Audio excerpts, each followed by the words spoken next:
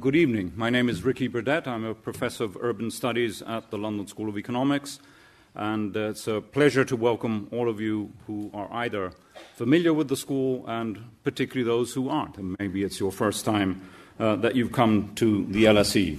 I run a research center with Philip Broder, who's here, called LSE Cities and the Urban Age program.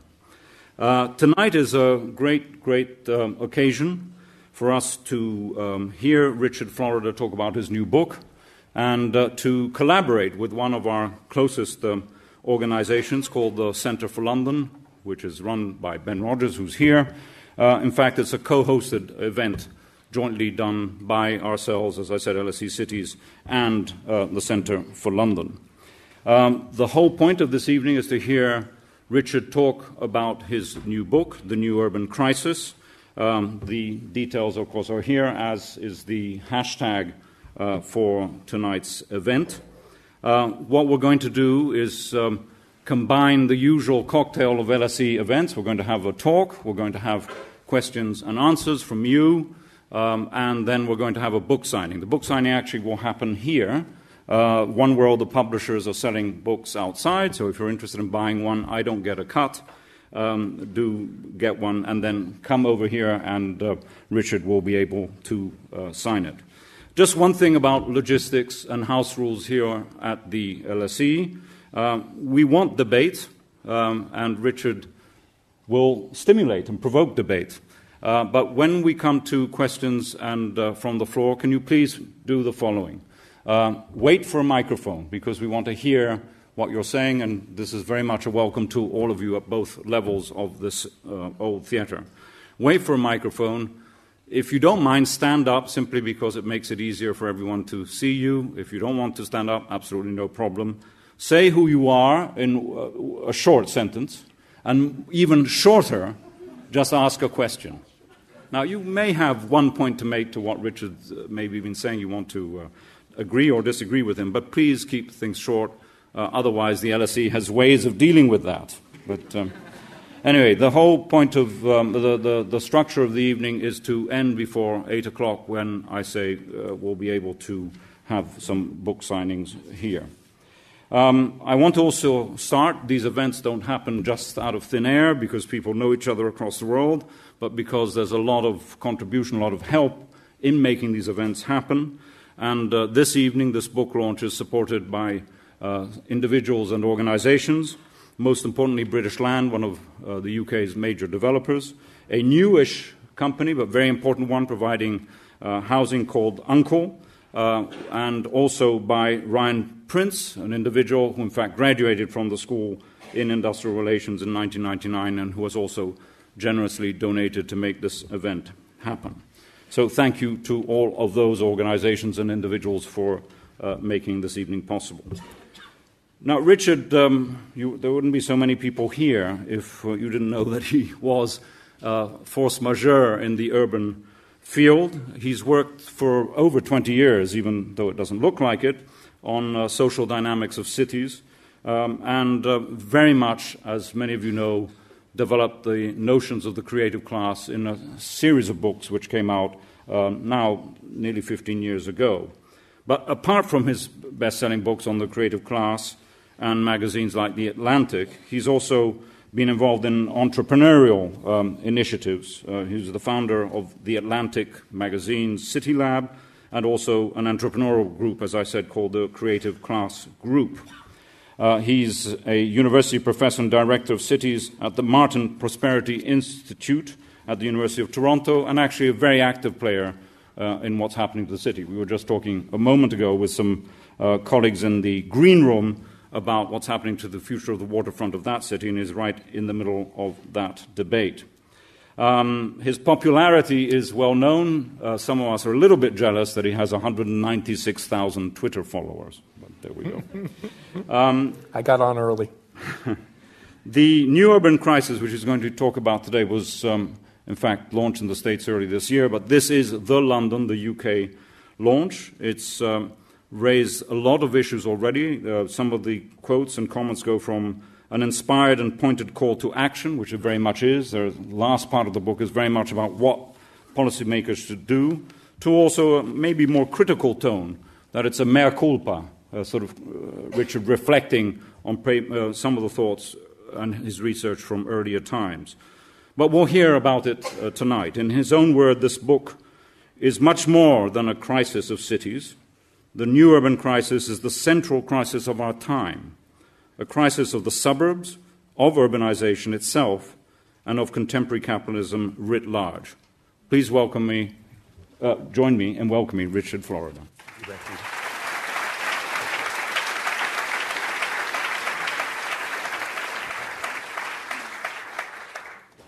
That's a very kind and humbling introduction. And I want to take up what Ricky, and thank you, Ricky, for agreeing to host this and for all the effort you mentioned others, but you personally have put into this and for being such a great colleague of mine, but of all of us who work in urban areas and helping to establish this city along with others like Ben and the Center for London, but establishing LSE as a place all of us look up to as really being a fulcrum for this debate on cities and urbanism. I like debate and dialogue. I'm very fortunate, as Ricky said, to have developed a platform. I never thought I would have one. I was just your regular, run-of-the-mill academic. And I wrote a book that for some reason people either liked or didn't like, but it created controversy. So I'm very fortunate. As I say in The New Urban Crisis, I take criticism very seriously, and I like to engage my critics. It took a while. Don't get me wrong. The first time people call you names, you get a little bit defensive, and you start to cry in your beer. But after about the 100th and 50th time, you're called something like a neoliberal. The best one that I like is that Florida has gentrified anti-gentrification research. That was my favorite of them all. And I really do welcome critical dialogue. And I think one of the interesting things is there were some people who really despised me after Rise of the Creative Class, but I took time to write them an email or say something that they said and we've actually developed, I wouldn't say we're best buddies, but some kind of friendship and camaraderie. So you shouldn't feel like you have to hold back. If you have and make it a question. You don't have to give your own dissertation, but I wouldn't worry. You don't have to hold back, and I want you to know that. Look, I've been interested in cities. Ricky, you're very kind. 20 years. I started as a professor in 1984. I think my counting is that's more than 20. I'm not sure, but it seems like more than 20. And I started graduate school in 1979. So I have a long history in this field, and I care deeply about cities. That's what I want to tell you about. We'll talk about the new urban crisis. I'm not going to talk too much about London. You know far more about it. You can ask me questions about it. I'm going to talk about my intellectual evolution and the way in which I've come to know cities.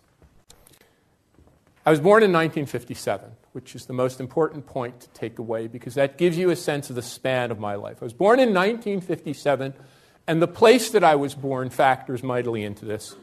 I was born in Newark, New Jersey. How many of you have ever been to Newark outside of the airport? Okay. Pittsburgh was hard hit. Detroit was hard hit. The north of this country was hard hit. But I think of any city in any advanced country, Newark may have been the hardest hit. I was born in Newark when it was a thriving, vibrant city. I was born in the Italian ghetto. My parents were the sons and daughter of Italian immigrants. I remember Newark when it was a vibrant city. I was a little boy, but I remember it as a vibrant city. The factory where my dad worked was in Newark. My mom was an ad taker. For those of us who are younger, you might not know what this term ad taker means. She worked at the local paper, the Star-Ledger, and she took ads. So when you wanted to rent an apartment or put a car for sale, they would go to my mom, and she'd have to make up abbreviations like 3BR and all of this. And she worked at the Star-Ledger, and we lived in the Italian neighborhood. There were 3 major department stores in Newark, Bamberger's, Hanes, and Kresge's. And it had a thriving, vibrant downtown and vibrant ethnic, Black, African-American, Hispanic, maybe Puerto Rican, Italian, Irish, Polish. Philip Roth has written at length about this. When I was a young boy, like so many families of that era, my parents decided that they wanted to move from Newark. And they picked a place called North Arlington, New Jersey. I write about North Arlington, New Jersey a lot. It was, in the best of phrase, a blue-collar working-class suburb of Newark, which means it shared most of the problems of Newark, except it was mainly populated by white ethnics. So I grew up in a place that was, depending on your popular culture reference, was either very Jersey Shore, do you know that show? Or very Sopranos. So I grew up talking like, how you doing here in LSE? This is a beautiful place. I like this theater. It's so nice, beautiful town. And I swear I'll tell you more about it. I got a scholarship to Rutgers College where I learned English as a second language. It's the God's truth. So my parents moved there. My parents both came from families of 7 because my mother, who was the youngest of 7 girls, her next eldest sister, my Aunt Lonnie, had moved to this town because it had good schools. Good schools for my parents were Catholic schools. My dad only had a 7th grade education. He had to go to work. My mom did finish high school, but they wanted something better for their kids. And a Catholic school with nuns was the way. My brother, of course, they gave us great Italian names, Richard and Robert, but that's another story about American melting pot. Catholic schools were the road to success. So we moved to this rough and tumble Italian Sopranos place. If you watch the opening of The Sopranos, Tony drives right through my hometown. It's between the Pizza Land Pizzeria and the Bada Bing Club. This was going to be our path to upward mobility. Well, I wanted nothing to do with school. I was very interested in what was going on here at the time. What was going on here at the time wasn't happening at LSE, but it was happening in clubs all over London. So I was interested in the Beatles. I was interested in the Rolling Stones. No, I was interested in being like Eric Clapton or Jimi Hendrix. That's who I wanted to be. So I begged my father, Dad, buy me a guitar. I want to be Eric Clapton. Remember, Clapton is God. I wanted to be Eric Clapton. My dad rented me. Think about this. Rented me a guitar. And then as I got good, my dad bought me on layaway, on a payment program, Eric Clapton's guitar. A red Gibson ES-345, and my brother a drum kit. But we had a deal. And the deal was, if I was going to learn how to play guitar, I wasn't just going to play by learning off the records by ear. I was going to take guitar lessons. So my dad picked, of course, who else would he pick? An Italian-American jazz musician named Mickey Vest to be my guitar teacher. Mickey Vest's office was in Newark. And the deal I made was my dad loved big band music. He never had money. He loved the Dorsey Brothers. He loved Frank Sinatra. He loved Artie Shaw. He loved Gene Krupa. The deal was I would learn how to play the guitar and read music. So on Saturdays, my dad would take me to the factory. I'd sit with him at work for 4 hours. And then we'd go to the Newark Public Library, where I would browse the stacks and find books on urbanism by people like Jane Jacobs, and go to my guitar lesson. And about 50 years ago to this day, we were driving through Newark, New Jersey, and it was a hot July day, like every other Saturday, except this time shots rang out. Bang, bang, bang, bang. And my dad, like any good father of a 10-year-old son, said, get down on the floor. And he had an old Chevrolet Impala, and I got down on the floor, and Newark had exploded into riots. The city was on fire. The commercial district was ablaze. There were people shooting from rooftops. There were not only police, we could now see camouflaged tanks in the street. And the police officer who came over to my dad said, this is a riot. I had no idea. I'm a 10-year-old kid. I had no idea what a riot was. Turn around and get the hell out of here. That's the day I became an urbanist. I didn't know that as a 10-year-old kid. But think about it. You see your city of your birth. You see it go up in flames. You see gunshot. You see tanks in the street. And I guess I didn't, but I wanted to figure out why. So I'd go back to those stacks and I'd keep pulling books on urbanism, on urban redevelopment and urban renewal. And we called it Model Cities in a Great Society and John F. Kennedy and Lyndon Johnson. And I kept filling up a bag with these books and reading them. So I forgot about this. I'm still trying to be Eric Clapton. I grow hair down on my ass. I have about 64 earrings, full all these spoon rings and jewelry, and I have my band.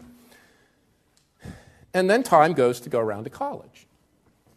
I'm the first person in my family to go to college. And my parents wanted me to go to a college right near our hometown. If that had happened, I'm sure I wouldn't be here. I'm sure I'd be like all the other kids I grew up with, either dead or in jail. But I got a Garden State Scholarship. This is like Raj Chetty's Research 101 applied to me. Pull me out of a very negative, aggressive Italian-American junior gangster peer group, put me at Rutgers College where I could be smart and have my band. Well, first-generation kid in college, what are you going to be? You're not going to go to mom and say, I'm going to be an urban planner. In fact, I had no idea what an urban planner was. I was going to be a doctor. Because that's the way you achieve socioeconomic mobility. You become a doctor. Well, I took the first semester courses at Rutgers in biology and pre-medicine and whatever it was, organic chemistry and pre-calculus, and I got straight C's. It was just a complete washout. Unfortunately, at Rutgers in those days, they didn't take your first semester GPA. So I came home kind of teary-eyed and said, clearly this doctor thing isn't working out. I want to change my major. And my parents would have none of it. In fact, not only would they have none of it, they called a meeting of the entire Italian family. Now, I told you that's 7 sets of aunts and uncles. That's 28 aunts and uncles and about 50 cousins, all descend on our house, which wasn't very big, to tell me that I have to buck up and be a doctor. And I said, no, I'm not going to be a doctor. So one of my cousins said, my dad might have said, dentist. Dentist is easier. You should be a dentist. I'm like, no, I'll just kill people. I have no hand-eye coordination. Dad, you know this. And somewhere out of the back of my mind, I figured there was another profession. And I said, you know what? I'll be a lawyer. I'll be a lawyer. That'll get them. I'll be a lawyer, Mom. And my mom said, you'll be a really good lawyer, Richard, because you are a good talker, just like me. And then I was going to be a lawyer.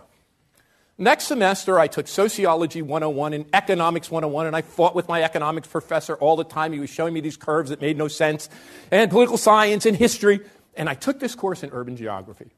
I don't know, maybe there wasn't Geography 101. There was urban geography, and I took this course. It was 1976. And my professor, some of you may know who are in geography, was a guy named Robert Lake. He was a brand new assistant professor of geography at Rutgers, and he was incredible. He directs the graduate program, and he's still a young man. He said, here's your assignment. Get on the train, go to New York City, get off at Penn Station, here's your map, and write up what you see. And I walked from Penn Station. All I had known of New York before was where you go when you're underage in New Jersey to drink. So I had a really good map of bars, but I had never observed the city. So we walked from Penn Station down the west side. There was no High Line Park. There was a dilapidated old rail line. There was a meatpacking district, which was a meatpacking district where I saw Italian Americans making sausage. And there was Chelsea filled with public housing. And it was dangerous. And I was looking over my shoulder, and I walked through Greenwich Village. And I saw people with berets and professors and bohemians. And we walked through Soho. Soho was still an active industrial zone, and I saw these musicians and punks with spiky hair and new wave people, and I was like, holy shit, this isn't Newark. This isn't on fire. It isn't in collapse. I was hooked. So, fortunately, Rutgers had a good program in urban planning and urban geography, and I studied that, and I went off to graduate school.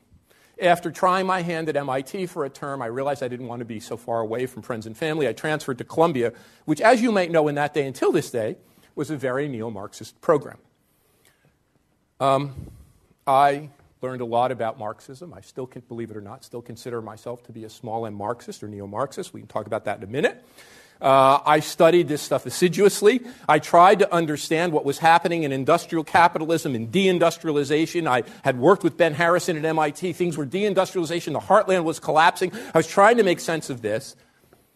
You shouldn't read my dissertation. First of all, there were no computers. There were no word processors. This thing was typed on an IBM Selectric filled with whiteout. It was such a morass of academic gobbledygook. Like, it was just one strange phrase after another. I remember I showed it to my mom because she was going to help me type it.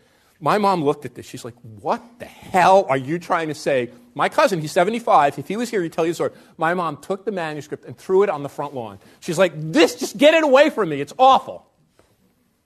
I was trying to make sense of the old urban crisis. I was trying to build a neo-Marxist interpretation of the old urban crisis, of the decay and dysfunction of places like Newark. That's what I lived through. That's what I thought cities were. I thought there were places that would be hollowed out, that had lost their economic function, that industry and people moved to the suburbs. Well, the image of New York City, and now I was a student at Columbia, rattled around in my mind, and I went off, oh, God. I don't know how they hired me at Ohio State University, but someone hired me and gave me a job. And I began to do research on high technology industrial districts and venture capital. In Ohio, in the midst of the industrialization, a Honda factory had made a new investment.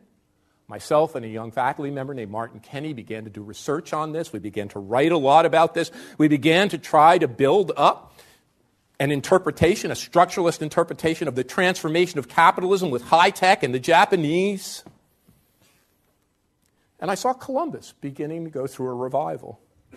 And then one day, a guy who teaches at Oxford named Gordon Clark came to give a speech at Ohio State and met me, and he said, would you like to apply for a job at Carnegie Mellon? And somehow, magically, they hired me.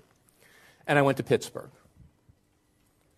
And that's where, after almost 20 years of work, I got the idea for Rise of the Creative Class. After about 20 years of academic scholarship, I was turning about 40 years old at the time, and really puzzling over what I called in that book the Pittsburgh paradox. Pittsburgh had Carnegie Mellon, a spectacular university, on a per capita basis or per research and development dollar basis, as productive as MIT or Stanford. It was an incredible place.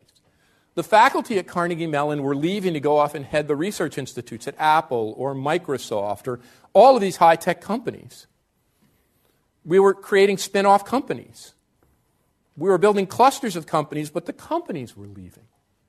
One day, I tell a story in Rise of the Creative Class how the company that we created, an early internet company, moved to Boston. And Pittsburgh was cheaper, and it had lower rent, and it had lower cost of living, and it had everything, and the inputs at Carnegie Mellon, but it went to Boston to be near the talent. I remember going back to Carnegie Mellon and asking my students, how many of you guys are going to stay in Pittsburgh when you graduate? They were students like all of you guys at LSE. Not a hand went up. They all wanted to move.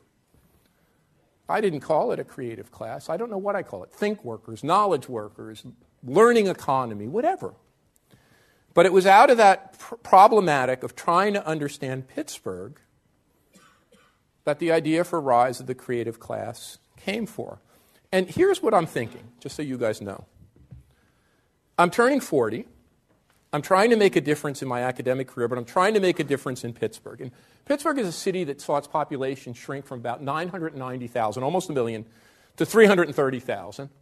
It saw hundreds of thousands of manufacturing jobs eliminated, and one of the greatest, even an economic crisis greater than Detroit. And we're trying to figure out how to rebuild it. And we're developing these technology centers and technology incubators, forming a high technology council, and I'm looking at university industry research and building these clusters like Michael Porter said. Everyone talks about industrial districts, but none of it's working. None of it's sticking. It's all just flowing away. And I thought about my mom. And I said, I got to write a book for my mom. So I remember my mom said, Richard, you have to be a good student. You have to excel. You have to work hard at school. That's the way you get ahead.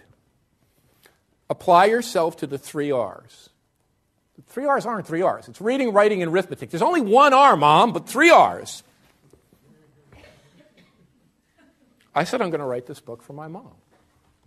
It's going to be a book that isn't the academic gobbledygook that she threw on the front lawn that she could. I'm going to write a book now. I'm 40. I've had the benefit of public funding for my undergraduate education. I've had the benefit of public funding for my graduate education. I've had scholarships. I've had National Science Foundation and philanthropic grants. People poured money into me. I'm going to give something back. I'm going to write a book that can communicate with my mom the 3 T's. Technology, Well, Pittsburgh was investing in technology. It was a technology leader. When we looked at the benchmarking studies, when we looked at the patenting data or the startup data or the innovation data, what we found is that Carnegie Mellon was as productive as Stanford or MIT. We had R&D units. We had research and development organizations. We had technology transfer. But it wasn't working. Second T, talent. Technology was a necessary but insufficient condition. Second T, talent. Well, we didn't have the technology. We didn't only have the technology, but Pittsburgh, I said at the time, its great export wasn't just steel. Its export was the talented and creative people it was producing. And those people were going to all of these established technology centers. Yes, some were going to New York, but they were going to Austin, Texas, or Boston, or Seattle, or Washington, D.C. They were all leaving because talent was a necessary but insufficient condition. And the third T was going to be trade. Technology, talent, and trade. That would have made for a very uncontroversial book that probably wouldn't have sold very much. But then I met this guy named Gary Gates. Gary Gates was a gay man who had been in seminary and came back later in life to go to graduate school. And one day I saw him at the hallway of Carnegie Mellon, and our dean at the time said, "You guys should talk because you're interested in the same thing. You're studying high-tech development in Pittsburgh, and Gary Gates is studying gay men in San Francisco." The reason Gary was studying gay men in San Francisco was as a public health project to try to identify the demography of gay men to help understand the propagation of AIDS. What they were finding, him and his colleagues, is that where gay men were located had a high degree of amenity. And what I was seeing was high-tech workers were also gravitating to what my idea was amenity. And Gary just said, "Name your 5 high-tech meccas." And I said, of course, well, that's San Francisco and Boston and Austin and Washington, D.C. and Seattle. He said, "Bingo, you've just named the 5 gayest cities in America." Tolerance. Now, what was happening in Pittsburgh is we had the technology and the talent, but they were flows, not stocks. They were flowing to other places. We couldn't capture them because in my simple mind, because if you were a young woman, there were no women in positions of authority. If you happened to be African American, there were no African Americans. In fact, I was just talking to people, African American talented continue to leave Pittsburgh. There were no Asian people except students at the university. There were no gay. It was people were leaving because they didn't feel they could be accepted. And of course, I did the whole riff on quality of place and why that matters. Now, a couple of things just a little bit to defend myself. What I said in that book is that cities should avoid making stupid, large-scale investments in things like stadiums. People later claim, if you want to attract a creative class, build a stadium. I also said, although I'm an arts lover, do not invest in the SOBs. If you read the book, you'll know what the SOBs are. What were the SOBs? The symphony, the opera, and the ballet. That those were things done to attract a kind of older, wealthy crowd who drives in Bentleys. You need to invest in small-scale arts and culture in neighborhoods, drawing off Jane Jacobs, not just central neighborhoods, but neighborhoods all throughout the city, to create a context for engagement. Invest in parks, other location-specific assets, all of the things that make quality of life better and can't be stolen away by large corporations. I call that quality of place. Well, the book became a bestseller. I think, by the way, when the book first launched, no one read it.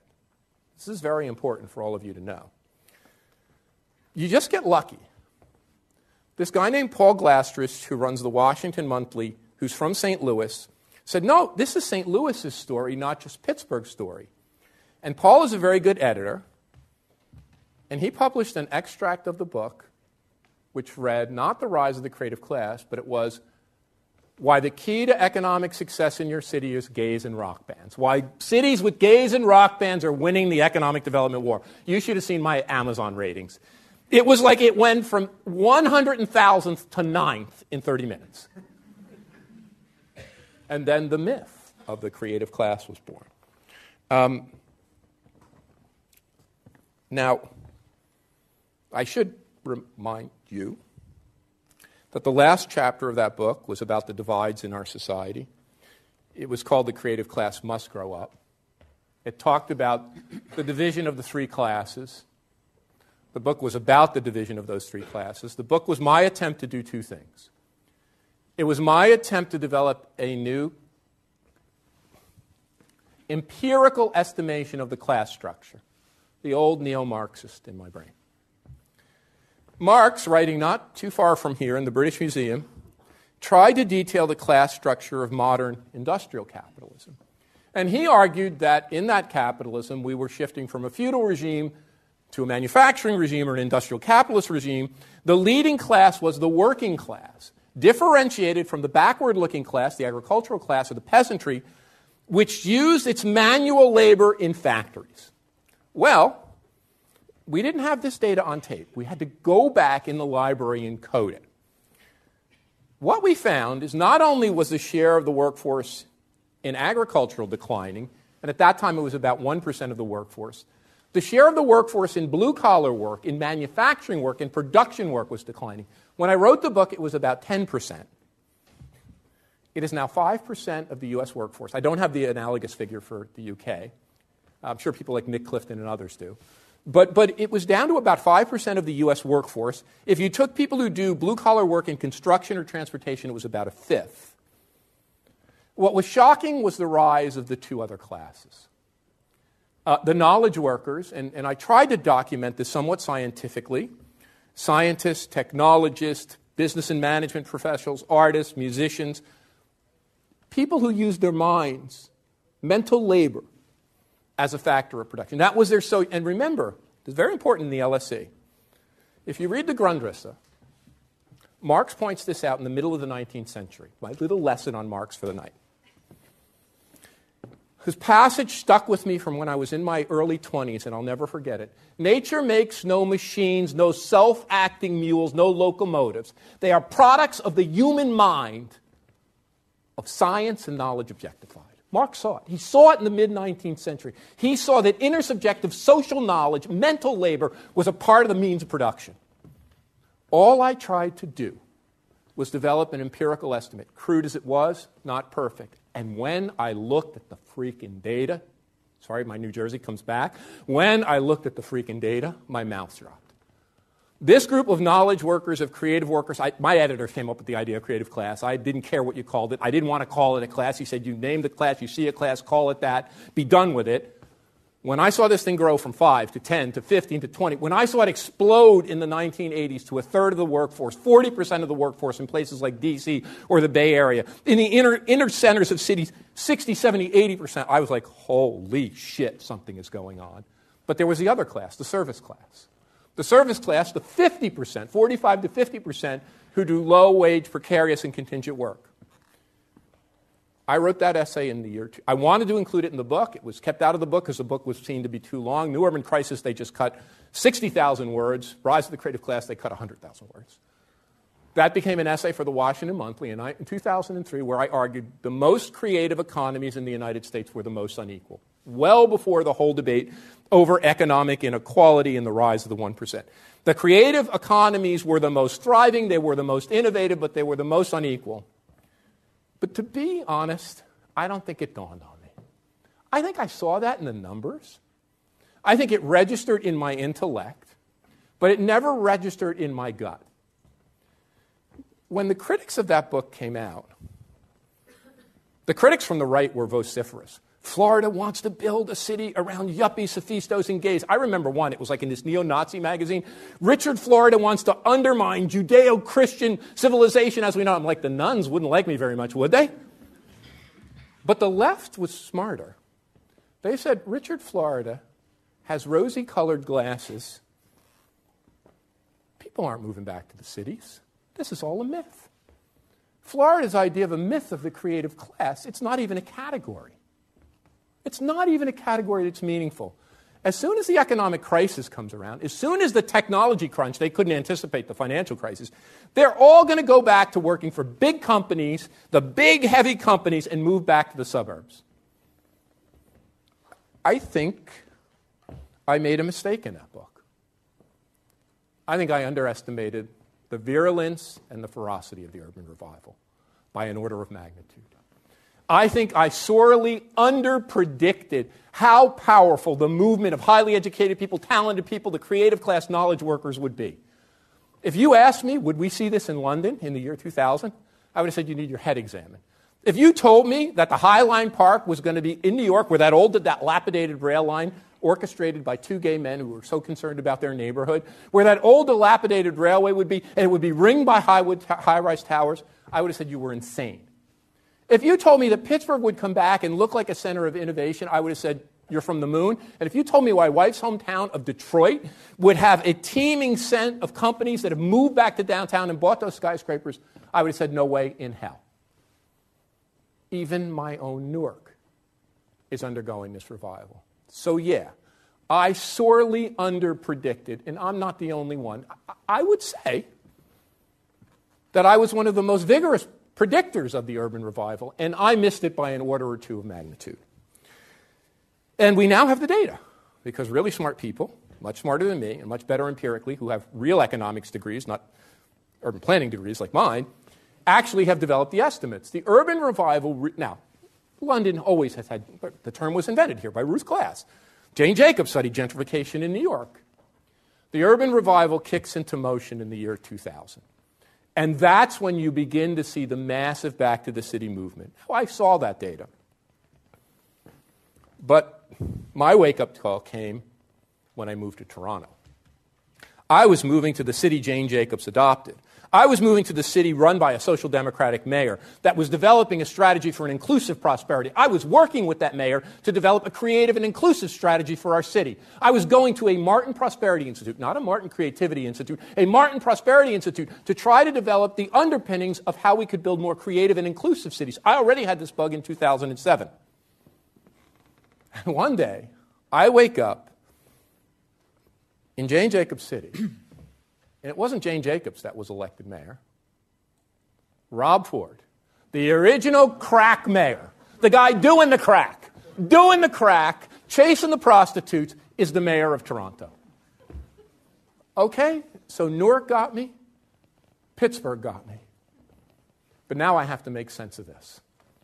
What in God's name could cause what I thought was the most progressive city on the planet? A city that wasn't a melting pot, a mosaic where people could come with their cultural and ethnic heritage and be part of an accepting community. A city which had investment in good, high-quality urban schools, not the rundown schools in Newark. A city where I shared health care with people far less advantaged to me. A city which I thought was a beacon of social cohesion, not as divided as London or New York or even Pittsburgh. How could Rob Ford be elected mayor? Well, I said at that time, I wrote in the Globe and Mail, if Rob Ford could be elected mayor of Toronto, more and worse would follow. I did not predict the Brexit.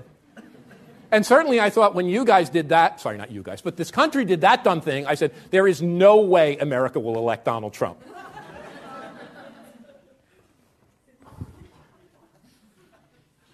There was a backlash that I didn't predict, that I didn't see. I thought we were on this rosy path to a more cosmopolitan, a more tolerant, a more inclusive future. I thought the world historical engine, the owl of Minerva, was pushing us not to Francis Fukuyama's end of history, but to a history that was more tolerant, more open-minded, more creative. I grew up with racism. I saw racism every day. I'm Italian-American. I lived in a freaking Spike Lee movie. I'm so stupid I thought it was gone. But it was there. The whole time it was there, staring me right in the face. But I thought, I'm a part of the new urban creative class. I'm going to make a better society. It's going to be creative, and everyone's going to love it, and it's going to be better. And then I was forced to confront this backlash. And there was a guy, a professor at University of Toronto, David Holchansky, who did an incredible piece of research which mapped, he called it the 3 cities of Toronto. The old city with the middle class and middle class neighborhoods, like I was born into in Newark, working class, middle class neighborhood. I moved to in North Arlington. Jane Jacobs lived in Hudson Street in Greenwich Village. But Toronto, he said, was fragmenting. Not only was the middle class neighborhoods were being obliterated, and Toronto was dividing not into the rich and poor. Yes, it was, but into small areas of concentrated affluence and much larger areas of concentrated disadvantage. And that's when the bells started to go off. And then one day, a really great urban economist who I have a lot of respect for, Enrico Moretti, published his book, and he picked a little argument with me, which wasn't much, but it got me kind of mad. Not mad in a negative way, but I wanted to unpack his thesis. Because in a way, his thesis sounded a lot like mine. His thesis sounded a lot like if you develop innovative and creative areas, if you invest in innovation and creativity, if you invest in high-tech areas, you're going to get these multiplier effects, and these multiplier effects are going to carry you forward. And he said, in San Jose, in the Silicon Valley, in Boston and Washington, D.C., service workers make the most money. And all boats are rising. And I said, that doesn't sound right. I live in Toronto. It doesn't sound right. Why would they be voting for Ford? So I contacted my colleague, Charlotta Melander, who's a very good empirical economist. And I said, Charlotta, what if we do a simple calculation? What if we calculate not the salaries and wages? Because the salaries and wages of blue-collar workers are higher in a place like London or San Francisco or New York, a superstar city. The hires of service workers, the hires of creative. So what if we simply calculate the amount of money the three classes have left over after they pay for housing? The knowledge workers in the creative class, the blue-collar workers like my dad, and the service class. Oh, my God. Yeah, we did fine. The members of the creative class had a bundle, even in the most expensive cities in the United States, had a bundle left over. They were paid sufficiently to be able to cope with these high housing prices. The blue-collar workers were more spread out and could live in smaller towns, and they weren't experiencing expense. It was the service workers, this group of 45 to 50% of the workforce, largely female, mostly visible minority or new immigrant, working in precarious and contingent, the class I had forgotten, the service class that was taking it on the chin. They had like 10,000. They couldn't make ends meet. No wonder they were forced out. That's when the idea for the new urban crisis hit me.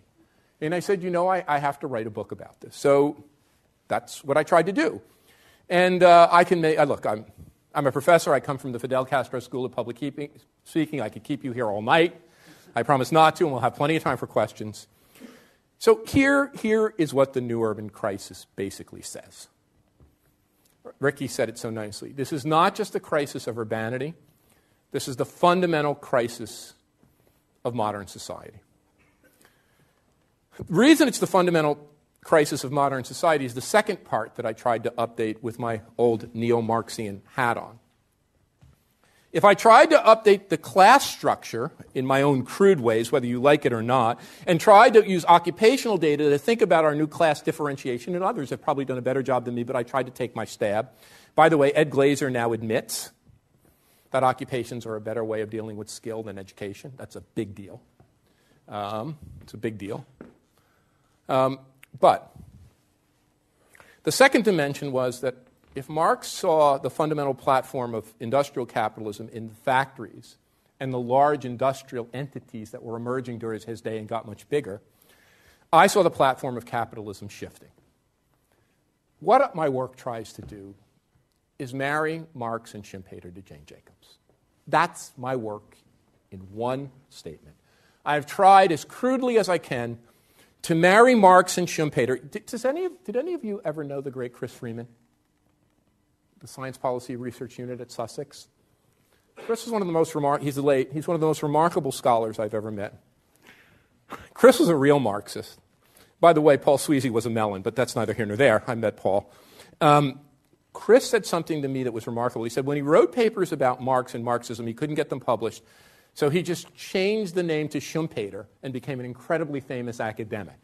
So he said, Richard, don't write, just call it Schumpeterian economics.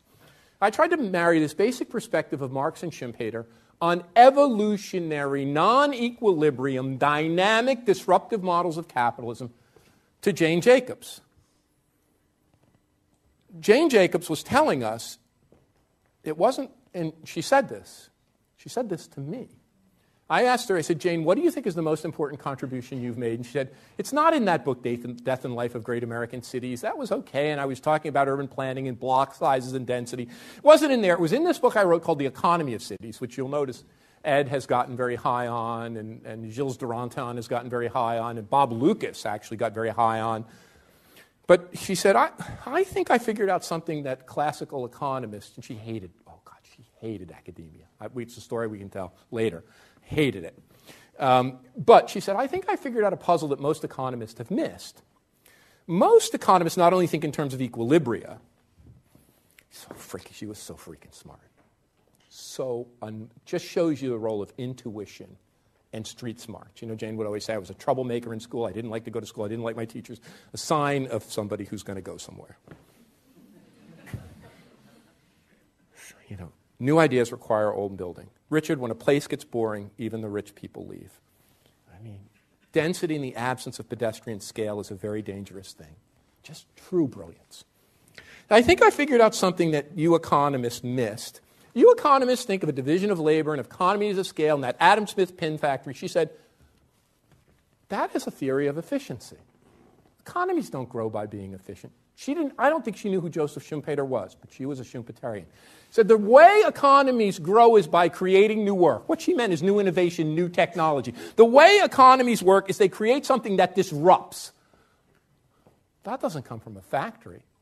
That comes from a city. That comes from people like all of us, talented and creative people from all varied walks of life, coming into a city, combining and recombining.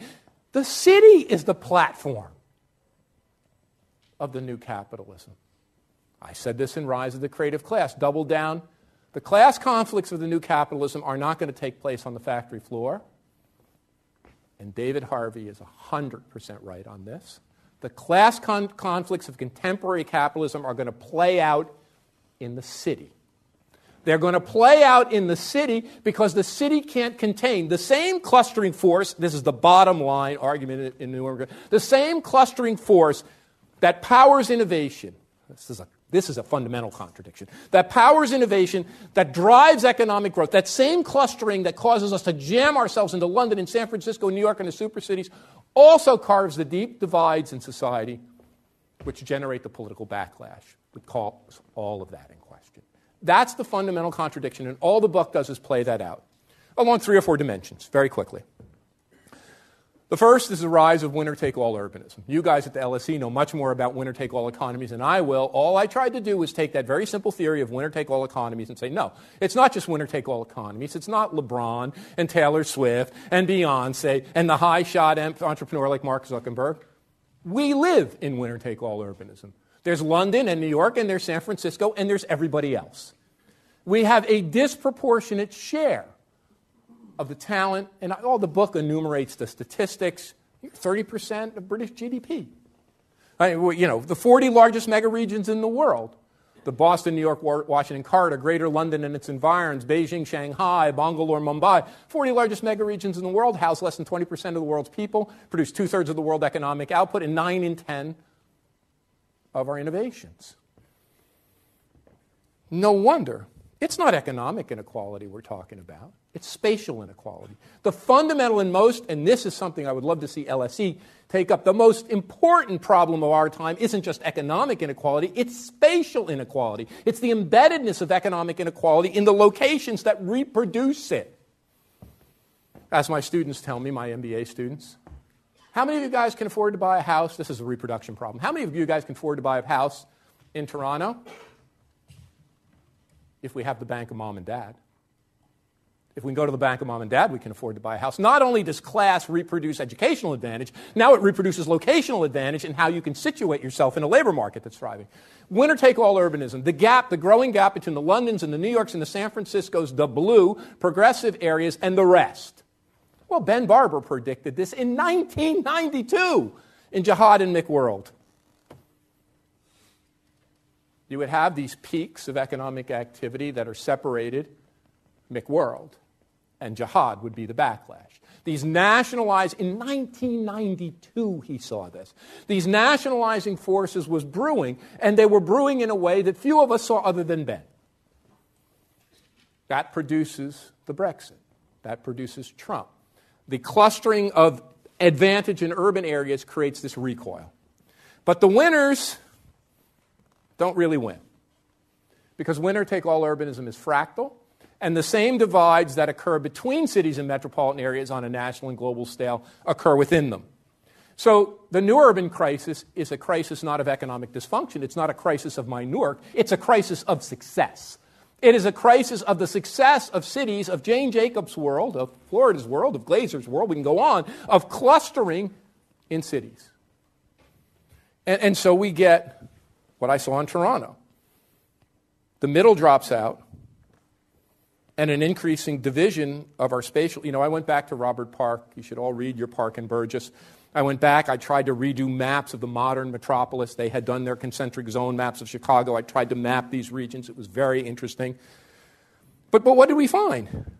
Where is the new urban crisis the greatest? Where is inequality the greatest? Where is economic segregation or spatial segregation the highest? Where is the middle class decline the most virulent?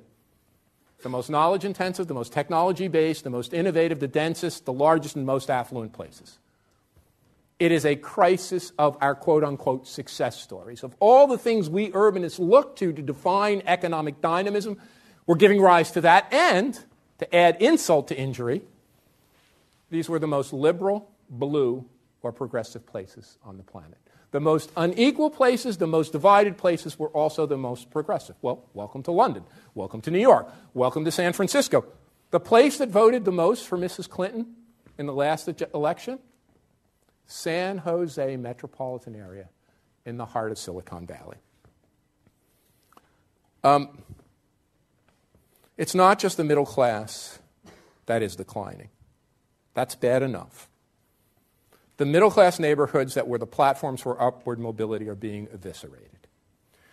In the United States, the share of Americans who lived in middle-class neighborhoods when I was a boy was about 3/4, and now it's less than 40%, and I'm sure when the new census data is out, it'll be less than 1/3, and the statistics are more or less the same for the United Kingdom and even worse for London. The middle is dropping out not only of our class structure, but of our geography. The urban crisis is not only a crisis of urbanity, it's a crisis of the suburbs. There is now more poverty in suburbs than there are in inner cities. There's now more poverty in the outer ring suburbs of London than in the inner city. But here's the rub. The categories of city and suburb that we try to use as convenient monikers that meant so much in my day growing up. We were moving from the dysfunctional city to the affluent, working class, fake, suburb. The rich people moved to the suburbs, the poor were in the city. And then people said, no, it's a great inversion. No, there's a great inversion. It's the rich people in the city. But when we built our maps following Park and Burgess, when we built our neighborhood-level census tract maps, it wasn't that at all. We couldn't figure it out, so we called it a damn patchwork. Make up a better word. That in every metropolitan area, London, New York, San Francisco, Miami, Detroit, every metro we mapped, we saw a patchwork. There was concentrated advantage in the suburbs. There was concentrated advantage in the city. There was huge swaths of poverty in the city and big swaths of poverty in the suburb. Sometimes it was like little islands all mixed up. Sometimes a city was like Washington, D.C., poor half, or Vancouver, rich half. Sometimes it was in the core, like New York or London. Sometimes there were very few affluent people in the core, like Detroit. They were all in the burbs. But we could find a few drivers. Affluent people, the creative class, the advantaged, they gravitated in big cities with congestion to the urban center. So the urban center was attracting back people for a whole combined thick labor markets, lots of economic opportunity, shorter commutes if you live near work, or transit commutes, better access to amenities. They were locating around subway and transit routes, and they were locating in their areas of amenity. That's the new urban crisis. 3 more minutes of patience, and we open it up for questions.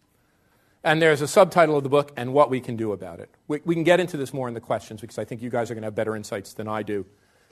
But I think I've learned a lot since the book was published. In fact, someone who's heard me speak in New York the day the book came out in the United States, and then heard me a month ago, said, I've grown more optimistic.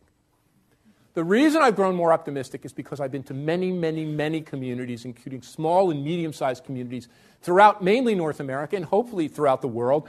Communities like Minneapolis or Milwaukee or Indianapolis or Columbus or Pittsburgh, or I could go on and on. And here's what I learned. The urban revival, such that it was built by local actors. I believed that some big national strategy was going to save American cities, but it never happened. I voted for Bill Clinton twice, and he didn't do it. I suffered through George W. Bush, and moved to Canada. And then Barack Obama was elected, and that was a good party in Toronto, trust me.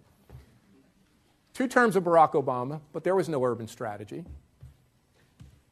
And then we ended up with Donald Trump, and there will be no urban strategy. But what I found is when I went to these communities, Philadelphia and Pittsburgh and Columbus and Milwaukee and Minneapolis, all of them had had an urban revival. No, it wasn't as big as London or New York, but it was there. They did it themselves. Community groups and local stakeholders, local chambers of commerce, local community activists, all working together to make their city better. They're anchor institutions. Their universities, their health centers, their big corporations, their labor organizations, all got together to chart a course for a better city. And when I gave my talk, they said, you know what? We're part of the problem. This idea of inequality, we caused it. By doing all the things we thought would make our city better, we did generate a new economy, and we did generate innovation, and we did generate more startups, and we did generate more jobs, but our society grew more unequal. We have to throw in and be part of the solution. So one of the challenges I have for all of you is that you need to organize your anchor institutions. You need to make your anchor institutions commit to a pledge to not only drive economic growth, but to be about inclusive development and to be about providing affordable housing and upgrading service jobs. We can talk more about that. Investing in public goods, not private shuttle buses for their own workers. Investing in public goods like transit. And believe it or not, I think if we could build the urban revival of the past 20 years, and it took 20 years through the hard work of people like Ricky and others, if we could create an urban revival, we can actually turn the corner, and I see the corner changing. Which brings me to the bigger point. There's a long game. You're on it here in London. You're on it here in the UK with the metro mayors. But it is a real long game. Ben Barber was smarter than we gave him credit for when he was alive. He put his finger on it. The nation state is the problem. You know, I knew that, but I was such a good left, liberal, social democrat. I thought, we can fix it. Obama will do it. Okay, Obama didn't do it. Hillary's going to do it. If you get a copy of the galleys, of the original New Urban Crisis, you'll see it. Hillary Clinton, when she's elected, will form a council of cities and mayors to develop a new urban strategy for the United States. And she will undertake a policy to rebuild a housing strategy for America and invest in transit and infrastructure. And she should call together a panel of urban leaders to do this. And Trump was elected. And the next morning, my wife, with tears in her eyes, said, if we feel this crushed, Richard, because Mrs. Clinton was defeated, imagine if the tables were reversed and Mrs. Clinton had won and Trump Nation was defeated. We're advantaged. The Clinton voters were part of your, honey, you call it the creative class, whatever the hell you mean by that. They were part of that. These are working and poor people from disadvantaged regions. And it dawned on me. The problem was the division. And it was that we've ported all of this authority, we've created all of this authority in a central figure. And the left and right, the blue and the red, are battling over who's going to get control of that. So I sent my biggest nemesis an email, Joel Kotkin, and I said, Joel, let's talk. You're about suburbia and why suburbia is the future. I'm about urbia and why urbia. I'm an urban elite. You're a suburban this. And Joel was so funny. He said, but Rich, I ride my bike to work. He did. I swear to God, he said that. And we said we're going to write something together. And the thing we wrote together was on why we really need, in this new age of urbanized, geographically varied capitalism, where the city or the urban area is the platform of the economy, to devolve power in a much more radical way than any of us think. Who in their right mind, think about it, if you're going to invent a governance, we're at the London School of Economics, if you're going to invent a governance structure for the most powerful nation on earth, more destroyers, more aircraft carriers, more GDP, here's what you're going to do.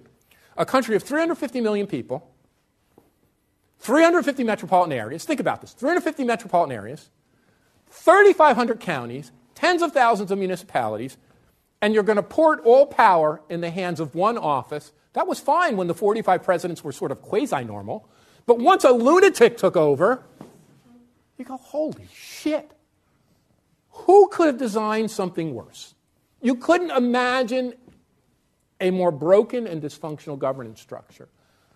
And, you know, I thought about Jane Jacobs and her case for subsidiarity.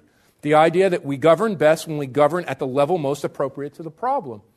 And it became obvious to me that in my country, the United States, less than 20% of the people have faith and confidence in the federal level. Half of them have faith and confidence in their state and province. 3/4 have faith and confidence in their local level of government. Charles Thibault taught us this. We vote with our feet. And when we vote with our feet and go to the place that we like, urban or rural, thriving or not, expensive or cheaper, we're happy. We're okay. We feel good and we voted with our feet, we picked it. And the long game is not how we overcome the divide, folks. It's how we figure out a way to coexist. How we lay down our arms race, blue and red, urban versus suburban and rural, superstar city versus the rest, and figure out a way, some way, that we can live together without destroying ourselves. Thanks very much. I look forward to your questions.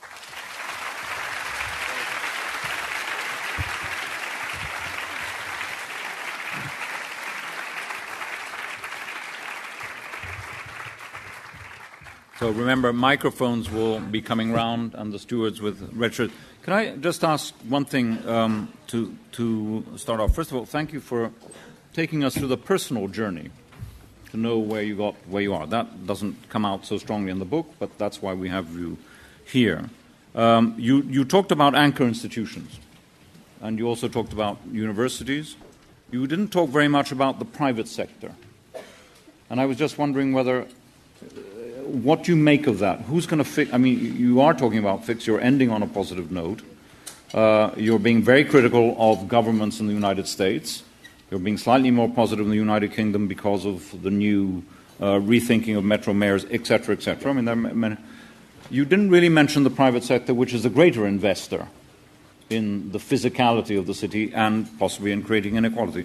Can you just give us a thought about that, then we'll open up. So my most recent writing is about this and about why the private sector has to throw in. And I'm going to write more on it. The 5 most highly valued companies in the world are not General Motors and General Electric and Ariel. They're Amazon, Apple, Microsoft, Facebook,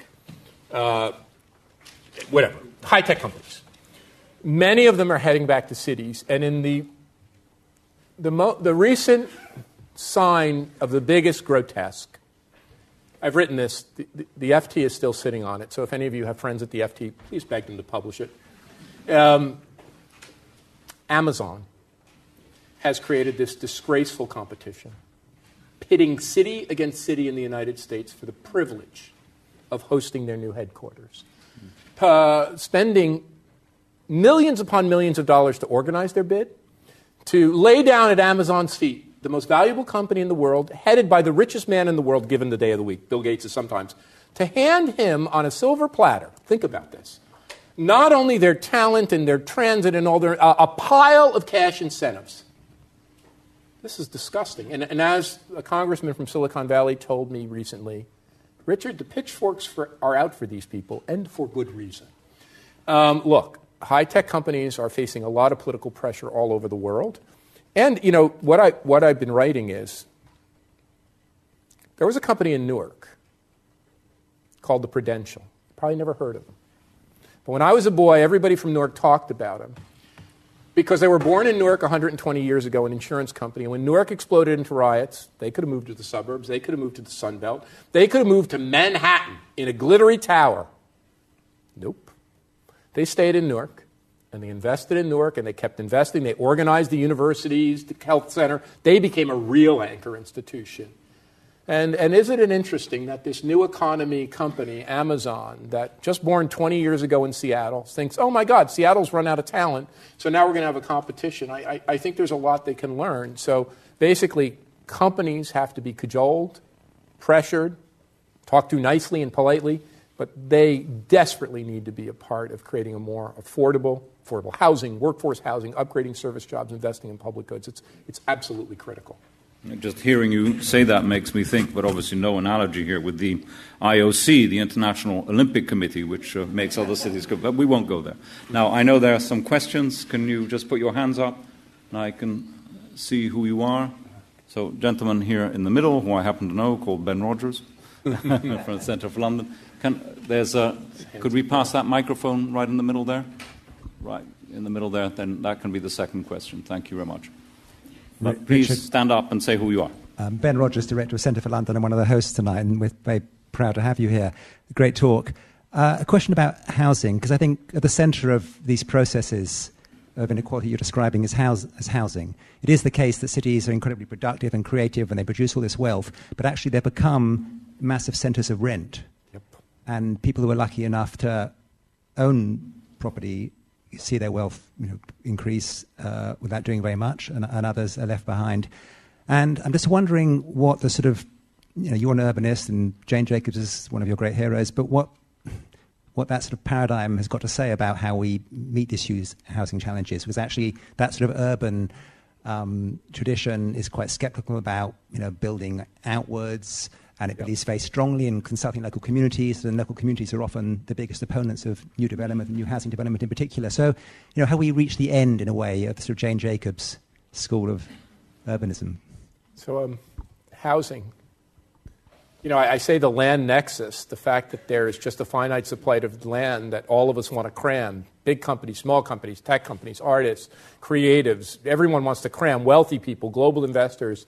So obviously when you have limited supply, and the supply that's really limited are these interesting mixed-use neighborhoods. I think this is really interesting, especially when people call for just extreme land use deregulation, and they believe, okay, the key to this is going to be deregulating land use and building more towers. It really is these very scarce neighborhoods like this one and neighborhoods in New York City and Paris that are very highly quested after. So I think we need to try just about everything. I do not have the answer to the housing problem. If I did, I would have shared it with you. But look, whether that is some degree of public provision, whether that's some degree in some instances of rent control, whether that is building more in the urban core or rethinking building more, especially in big metropolitan areas like London, at the periphery, the right kind of thing, at the right density, at the right scale, with the right streetscapes. All of it. Do we need a land value tax? We need to be thinking aggressively and experimenting. The only thing else I would say is that a housing strategy alone won't do this. It needs to be a bigger strategy. It needs to include transit, because transit will be the way that we open up other areas and expand our effective labor market. And I think it needs to have job upgrading at its core. You cannot survive as a metropolitan area as a society when 45% to half the people work in very precarious contingent low-wage. I mean, it's interesting that at the end of your book, in your sort of recommendation section, in talking about housing, you mention increase affordable rented housing. It's interesting that you singled that out. Why rented rather than not? Well, I mean, empirically, we know that, and I need to make this point in a very nuanced way, because it's like when I wrote the piece for the New York Times, which I titled The Urban Revival is Fragile, and I titled The Urban Revival is Over. Different, nuance, but what I'm talking about is not all rental or all owned. Right now, I don't know what the statistics are here. In the United States and Canada, it's about 65 to 70% owned, and the rest rental. What you find when you look at metropolitan areas is that once you get far above 70% owned, you start to get very stodgy, a low level of economic mobility, a low level of innovation. And when you get closer to about 55 or 50% owned, maybe a little less than 50, you get much more dynamism. So one of the things I tried to argue in this book is that we talk a lot about ownership and increasing ownership, and in an ownership society, it may make sense to shift the balance of owned to rental at the margin 15 percentage points and to make a commitment to developing rental housing. But I'm quite well aware of what Ben and you said, that right now a big way that wealth is being reproduced is by the ownership of real estate and the ownership of land. Right. Okay. Tell us who you are, please. Hi, Richard. My name is Anastasia Dedukhina. I run a digital detox business. My question is, what is your view on the future of transport, like Hyperloop, Elon Musk's, and how this is going to impact the cities? Thank you. Can you sign me up? Because I have an addiction of the digital. So definitely. I'm actually launching my book this week as well, so happy to chat afterwards. I think the world is filled with predictions of how some major transportation revolution or communication revolution will free us from the constraints of community and distance of space. And, Mike Porter said this better than me. He said, this has tripped up a lot of otherwise really smart people. And so what I think is the more advances we have in transportation, whether those are driverless cars or hyperloops or better high-speed rail, because of the basic dynamics of clustering, we're going to have more and more people packing themselves into relatively concentrated areas. By the way, I think I underpredicted the urban revival. I think I underpredicted the spikiness, and I think it's going to get worse. I think there is this romantic vision now with, you see this in the United States, it's not so romantic here. Amazon is going to open in some heartland city, and it's all going to decentralize, and people are going to move out. No. What we've seen over the better course of several decades now is the increasing concentration of economic assets. And I think what we need to do is develop economic strategies at the public and private sector to try to make that work for us, not against us. An interesting sub-theme of this discussion is will autonomous vehicles, driverless cars, actually push forward suburbanization rather than actually reduce the pull of the city center? I think you might expand the functional area of the London metro. Let me give you an example from New York. Yeah, you have these trendy suburbs emerging, Montclair and Maplewood. And now the creative class is going out to the Hudson River Valley towns and living in Woodstock, back to nature.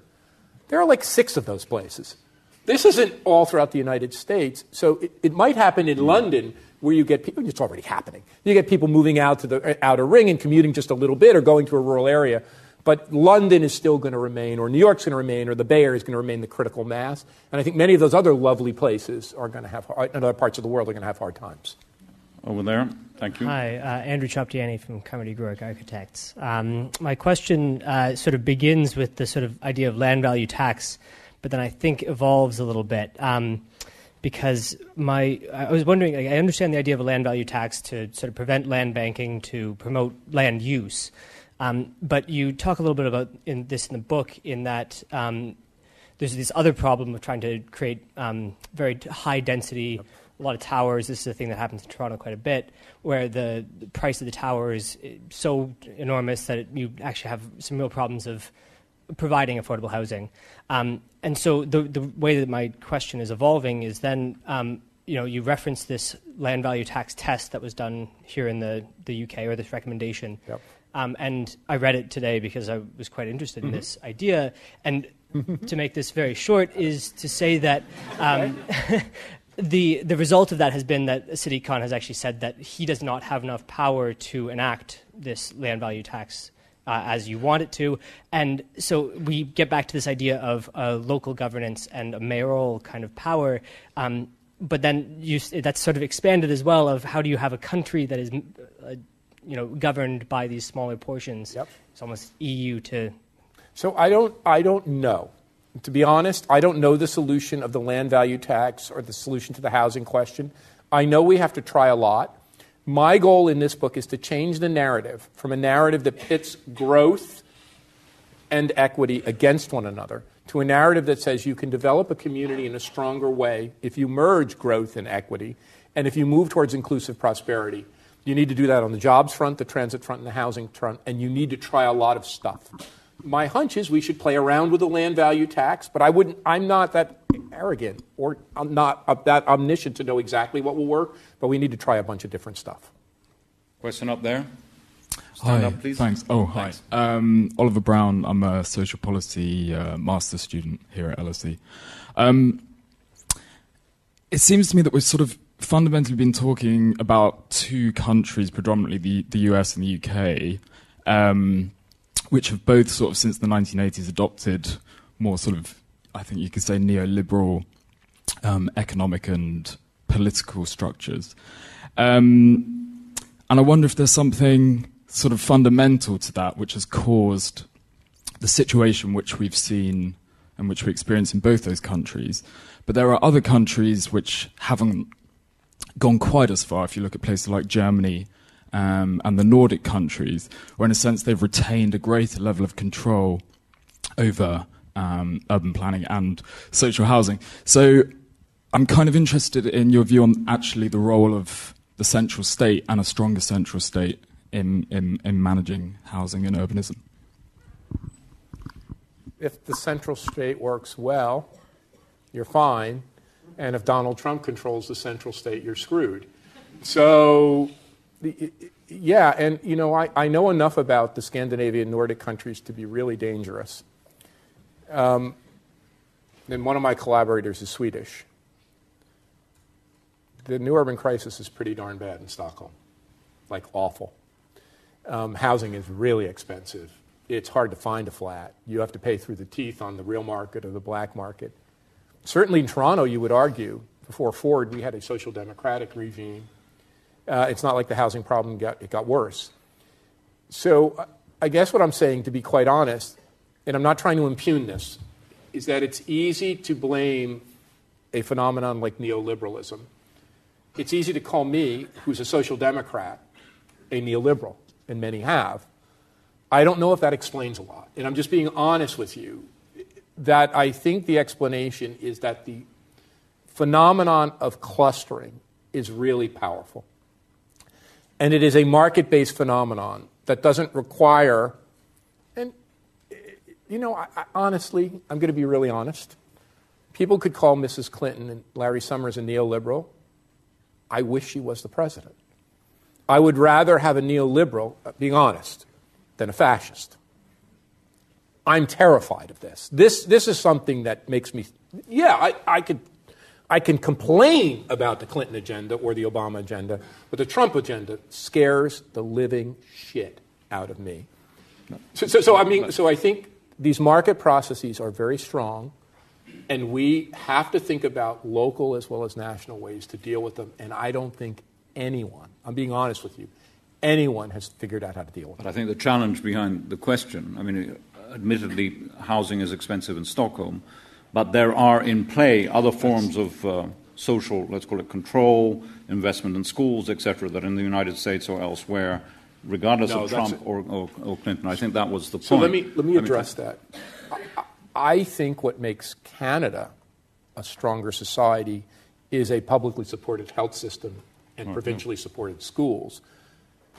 But that is a peculiar U.S. thing that lies even deeper than this is a peculiar, like gun control or the lack thereof, that's really heinous and quite awful. So I do think that these strong social safety net protections need to be maintained. I'm worried. I'm really being honest with you. It's almost as if now I want my sanctuary city to be protected. Like, I'm so nervous about how much all of this can be undone by a strong central state that let me at least have the protection of living in London or New York or San Francisco or Toronto in the face of what might be coming at me. That would be it worries me very much. Yeah, that would be a rather limited percentage of people who would be protected from. Well, and that's what I'm worried about. Yeah. Hi, my name is Eric. I'm a master's student in regional urban planning here at LSE. Also a New Jersey graduate New Jersey native and Rutgers graduate. So go Knights. My question concerns kind of what you mentioned about, you mentioned Detroit as well, and I'm thinking of my hometown of Philadelphia, not hometown, but where I lived for the last 5 years. They're kind of economically clustered, and what you described as the emergence of the creative class and the economic dynamism is kind of centered in the 7 square mile of Detroit and in the center city of Philadelphia. So how would it also, for Newark, the success around the Prudential Center and stuff didn't go to Aquaic and other neighborhood areas. How would you kind of extend the economic successes of the creative class into the neighborhoods and kind of have equity involved, in the city? I think in both those places, there is a strong commitment of anchor institutions to work for inclusion and equity. I'm very close to the people in Philadelphia, and the leadership of the University Science Center, the leadership of the universities, leadership of civic organizations are very concerned that they don't, and I'm not trying to impugn London, that they don't want to be in the position of London or New York or San Francisco, that they have had a revival, but it is becoming unaffordable, and their city is becoming more divided. Same in Detroit. Now, it's a more limited revival. So I think there is a commitment on the part of those anchor institutions to try to move to a path of a more inclusive prosperity. The question is very much related to the question from above. Can that work? Can we develop a set of policies that will increase inclusion? And what would that set of policies be? Or how strong are these market forces that act against them? But I think Philadelphia and Detroit and Pittsburgh will all be test cases of can we mitigate some of the strongest effects of clustering. Can we build more inclusive structures into the neighborhoods? And the jury is out. It's just the beginning. The jury is out. We'll see. A few more questions. Gentleman there. Hi, my name's Toby Lloyd. I work for Shelter, which is a housing campaign here. But I also just wrote a book on rethinking the economics of land and housing. So I really welcome what you were saying about effectively putting land back into our economic thinking, because that's been missing for about 120 years. And a lot of the problems that you identify, I think, stem from that. But what I wanted to ask you about was the other half of the equation. It's the finance piece. Yep. Because it is that toxic combination of an extremely liberalized finance market and an inherently scarce land market, which you described so well, which we see as being behind a lot of the patterns that we're seeing today. So I just wanted to know, what's the role of finance in the urban crisis and its solution? Right. I think I've seen, so please, if your book is out, I've seen adverts for your book, and I've tried to get your book, so I want to read it. I think you know better than me. But those are the kind of things that I think we're going to need both national and increasingly local mechanisms to combat. This deadly combination of finance and land ownership and land control, which leads to this divided city. I think it's exactly the forces we're up against. Okay, up there. As you're nearly standing, continue standing. Yeah. Thank you. Nora Wutke, architect and social anthropologist. I've lived in Asia for the last 6 years and worked on urban development, you could say. What's your view on Asian cities, and particularly not necessarily Shanghai, you mentioned, Mumbai, but cities that are just coming up, like Yangon, or also African cities, where they do need to develop a policy right now, where many bad things haven't happened yet? Not your superstars. So the penultimate chapter of the book, it says the urban crisis is big, the suburban crisis is bigger, and the global urban crisis is the biggest of all. That's the chapter 9 of the book. And it really draws from work from people who've talked about urbanization without growth. You know, we in the United Kingdom, the United States, Canada, and the advanced countries of Asia and Europe have been used to urbanization going hand with industrialization, the rise of the middle class. But in a global world, China, it's happened in parts, but lots of places are urbanizing as people get forced out of rural areas for jobs, economic opportunities, civil conflict, war. They mass into these urban areas, and they're just chronically poor. And so I say that this crisis of global urbanization is the biggest problem we face. And it's something that nation states and the world institutions like the UN, global institutions, have to address. I really believe it means empowering neighborhoods and people to create and giving them the tools and capability to build their cities. But I think it's the biggest part of the crisis. Just on a small note, to be honest, I think a lot of people make a lot of hype about the success stories in Asia. And I look very closely at this. Even with all the recoil in the United Kingdom, the United States, and Canada, I think the United States is actually in the toughest shape because of Trump and the tremendous extent of the divide in the United States. I still think the established cities of London, New York, Toronto, Los Angeles, I could go on. I think the open cities, the cities that have long had open immigration, that have been where people wanted to migrate, warts and all, problems and all, are probably going to maintain advantage unless Asia can figure out, okay, we too need to understand how to be a more open kind of city. So I think it's partly urban structure and partly open talent flows as they go together. So I wouldn't bet against, even warts and all, I'm not betting against the major superstar cities of the West, believe it or not. Okay. One last quick question, please. My name's Jeremy, and I'm an undergrad student from the University of Waterloo, which is just 2 hours outside of Toronto. But my question, and I know that Professor Burdett hinted at this earlier on in the discussion, but and hearing your thoughts on the sort of the competition that Amazon has put on with these major cities in Canada and the U.S., I wanted to hear your thoughts on the Google project that's been announced for Toronto. Obviously, there's not many details that's been released about that yet, but I sort of wanted to hear sort of your thoughts on that and how that contrasts. Which Google project? The Sidewalk Labs. Yeah, so there's been reports that I think about $1 billion is about to be invested by Google into Toronto's waterfront. So I wanted to know how. So I can repeat the question for folks who might not have heard it. Amazon has had this competition pitting 50 or more cities in North America, including Canadian and Mexican cities, against U.S. cities for the privilege of hosting their second headquarters. I've never heard of a second headquarters before, but let's take that. Google, on the other hand, a division of Google run by the former deputy mayor of New York, Dan Doctoroff, had a project called the Sidewalk Labs.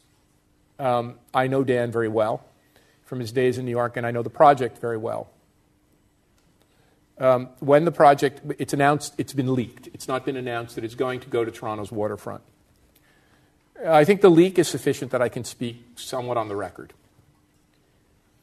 Originally, they wanted to have an RFP process. A group of urbanists told them that was stupid, that to pit 50 cities against one another doesn't look good for anyone and puts a tremendous burden, that you should do what good companies do and figure out where you want to go and go there and be a partner.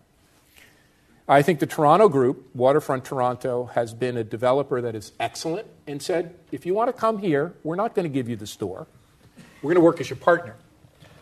We're going to work as your partner, and you're going to come here on your terms and our terms, and they won it. They literally were engaged in this discussion for a long time. Originally, Google said this was going to go to a U.S. city. I remember the cities they talked about. And I said, don't you think Toronto would be a good idea? That's all your fault. No, Trump got elected. Trump got elected. It had nothing to do with me. It's all of a sudden people say, oh, yeah, well, Trump, okay, Toronto looks better. Open immigration, healthcare, all the things you said, a social safety net, the place you can attract talent, a site.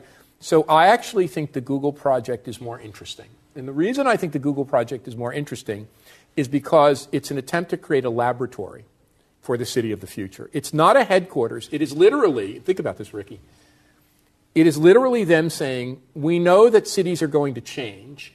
We know that a smart city is going to happen. We know there are these changes in transportation. We know there's these issues about density. What if we had a lab, a living lab where we could experiment with sensor technology, driverless car technology, different kinds of urban configuration, different kinds of living and working arrangement, and it would be a prototyping center. That's why I think Toronto hit a home run with this baby, because I think it is the first real, like we do it in academia, but it's the first living laboratory. Now, who knows how it's going to play out? Who knows if it's going to get funded at the extent? Who knows if this thing's going to work? But I think it's a very interesting way to approach this. And I think what made it work is the fact that you had a master developer. This is stuff you know a lot more than I do because I'm not an architect or a physical planner. But the master developer said, or the organization said, this is not going to be solely on your terms. And I tell you what, because I met the director. He said this to me. The waterfront of Toronto is a public good. It is the public's good. We're not just going to hand this over to a company.